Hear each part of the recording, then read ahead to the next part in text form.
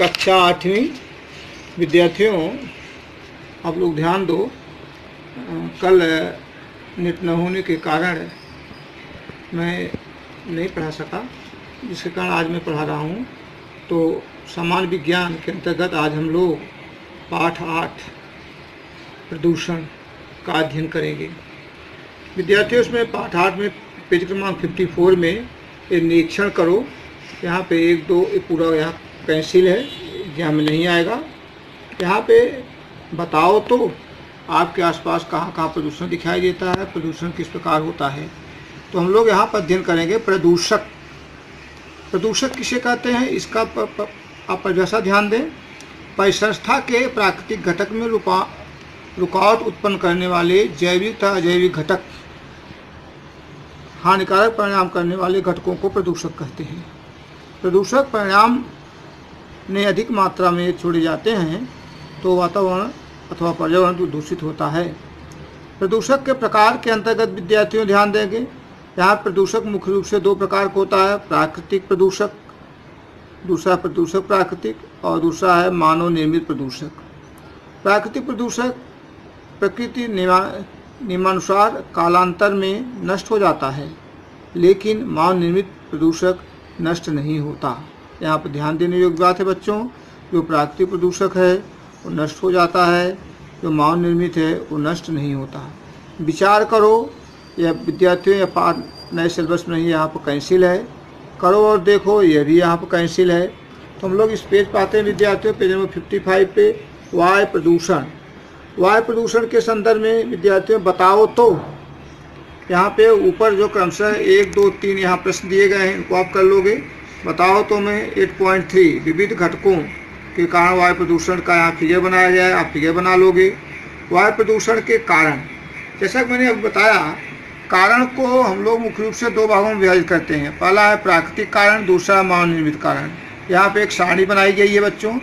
प्राकृतिक कारण में 5 पॉइंट दिया गया है। मानव निर्मित कारण के अंतर्गत कुल मुख्य रूप से 3 पॉइंट दिए गए हैं, जो क्रमशः मैं सबसे पहले प्राकृतिक कारण के फर्स्ट पॉइंट को डिक्टेट कर रहा हूँ कि ज्वालामुखी का विस्फोट।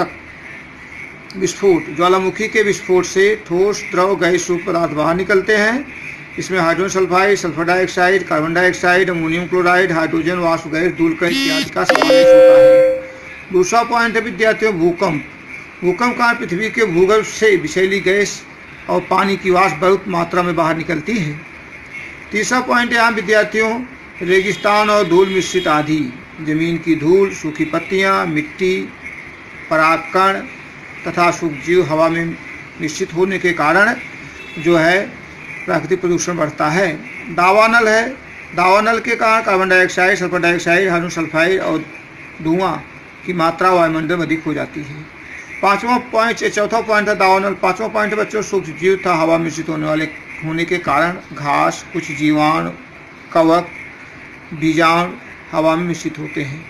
तो प्राकृतिक कारण में ये प्रमुख 5 कारण दिए गए हैं। क्रमशः इन्हें एक बार पुनः देख लें। ज्वालामुखी का विस्फोट, दूसरा भूकंप, तीसरा रेगिस्तान धूल मिश्रित, चौथा दावानल, 5वां सूक्ष्मजीव हवा मिश्रित होने के कारण। मानव निर्मित के अंतर्गत विद्यार्थियों यहाँ 3 प्रमुख कारण दिए गए। पहला है ईंधनों का उपयोग। इसके अंतर्गत पत्थर का कोयला, लकड़ी, LPG, मिट्टी का तेल, डीजल, पेट्रोल इत्यादि का समावेश किया जाता है। इसमें दूसरा पॉइंट है बच्चों ठोस कचरा, कृषि अवशिष्ट पदार्थ, बगीचे का कचरा, खुले में जलाने से भी वायु प्रदूषण होता है। दूसरा कारण है विद्यार्थियों यहाँ औद्योगिकरण, इंडस्ट्रियल। अलग अलग यहाँ पर 2 कारण बताए गए हैं। पहला अलग अलग कारखानों से प्रचंड मात्रा में धुआं बाहर निकलता है। दूसरा पॉइंट है विद्यार्थियों यहाँ पे गंधक की राख, नाइट्रोजन ऑक्साइड, सरकी का चूर्ण वातावरण में मिश्रित होने का वायुमंडल प्रदूषित होता है। तीसरा कारण है परमाणु ऊर्जा का निर्माण और विस्फोटक।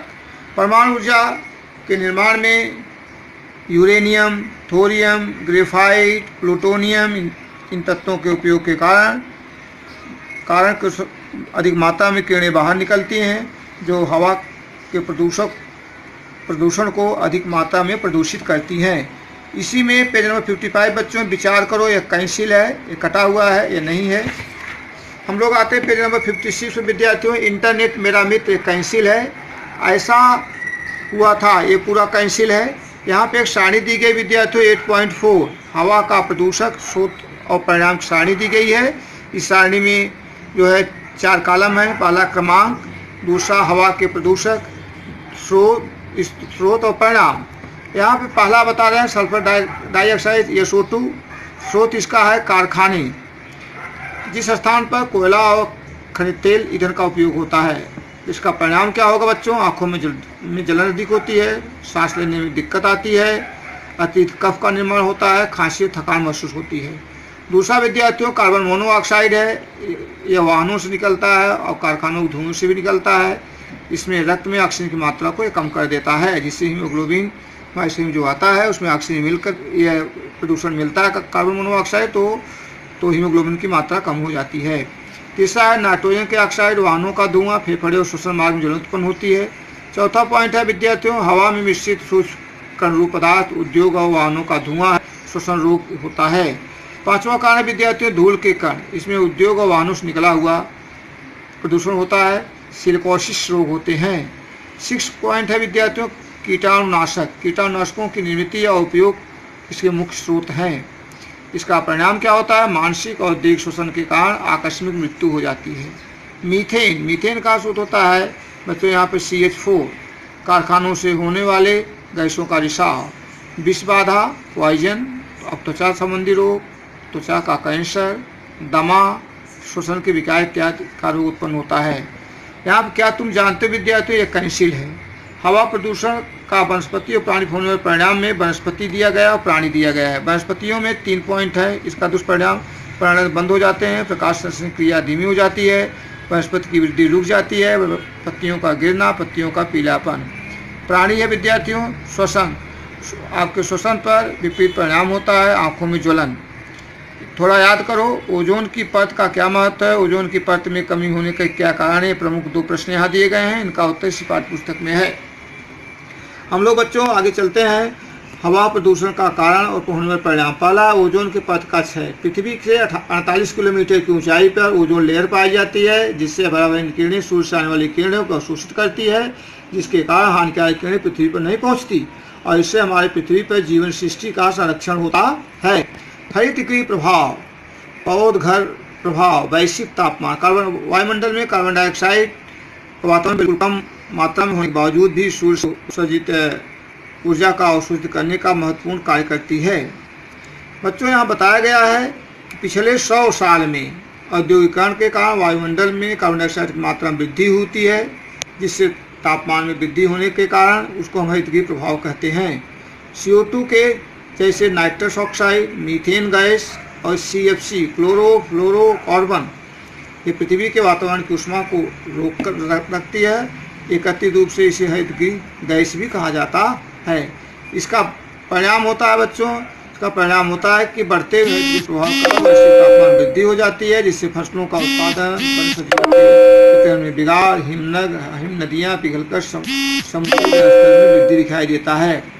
अम्लीय वर्षा, एसिडिक रेन भी कहा जाता है। कोयला, लकड़ी, खनिज इन जैसे ईंधनों के ज्वलन से सल्फर और नाइट्रोजन डाइऑक्साइड वायुमंडल मुक्त हो जाते हैं और वर्षा के पानी से क्रिया करते हैं। क्रिया करके सल्फ्यूरिक अम्ल, नाइट्रिक एसिड का निर्माण होता है, जिसको हम अम्लीय वर्षा कहते हैं। इसका परिणाम बच्चों, इसका परिणाम यह होता है कि अम्लीय वर्षा के कारण मृदा की और संग्रहित पानी की अम्लीयता में वृद्धि होती है। दूसरा, इमारतें, पुतलों, ऐतिहासिक धरोहर, पुल, धातुओं की मूर्तियों और तार के बाढ़ आदि का क्षरण होता है। तीसरा पॉइंट है बच्चों यहाँ अम्लीय वर्षा प्रत्यक्ष रूप से कैडमियम और पारा जैसी मिश्र धातुओं को बाहर लेकर जाती है, जो वनस्पति द्वारा शोषित होकर भोजन श्रृंखला में प्रवेश करती है, भोजन श्रृंखला दूषित होती है। चौथा पॉइंट है जलाशय तथा जलवाहिनियों का पानी अम्ल युक्त हो जाता है, जिसके कारण धातुओं का और प्लास्टिक का पेयजल से निशालन होकर स्वास्थ्य की गंभीर समस्या उत्पन्न करता है।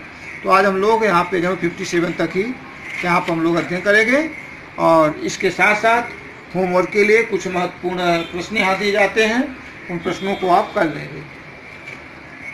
ठीक है, ये प्रश्न है पाठ 8। कुल मिलाकर के 7 प्रश्न पूछे गए हैं। इन 7 प्रश्नों का उत्तर आप इस पाठ के अंतर्गत से देंगे। Best of luck.